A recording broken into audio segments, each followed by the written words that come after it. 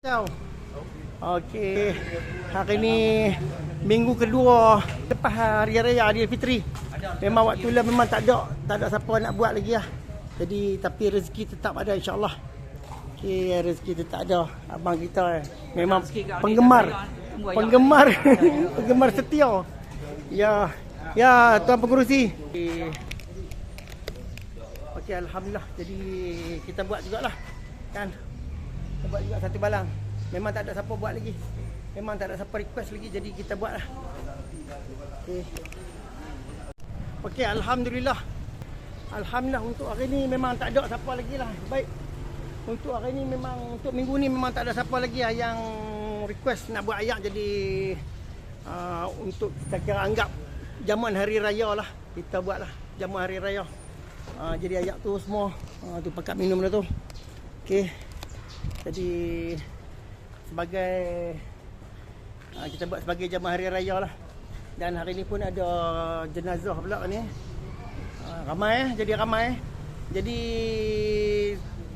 dan satu lagi, okey, dalam minggu ni pun ada lagi lah pelanggan-pelanggan abang yang membuat sumbangan memberi air percuma di tempat berniaga kita.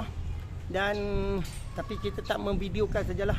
Okey, semoga Allah murahkan rezeki yang barakah berlimpah. Semoga Allah permudahkan segala urusan dunia akhirat. Semoga Allah tunaikan segala hajat. Semoga Allah anugerahkan keluarga yang sakinah mawaddah warahmah. Okey, cuma kita tak memvideokan sebab kita pun kalang kabut. Jadi kalau ada siapa-siapa yang terasa nak buat kenduri, okey, bolehlah request. Okey, hanya sekadar itu sajalah. Kita pun nak main semain jemaah lagi. Jadi okey, terima kasih. Jumpa lagi, bye bye. Assalamualaikum.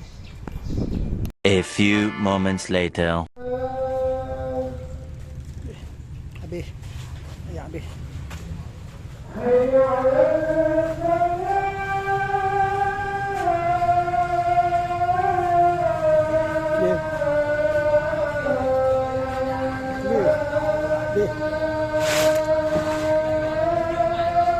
Nasi tu habis. Habis. Bo. Habis ayak dia. Okey, clear.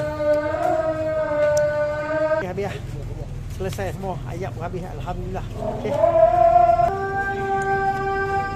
Okey.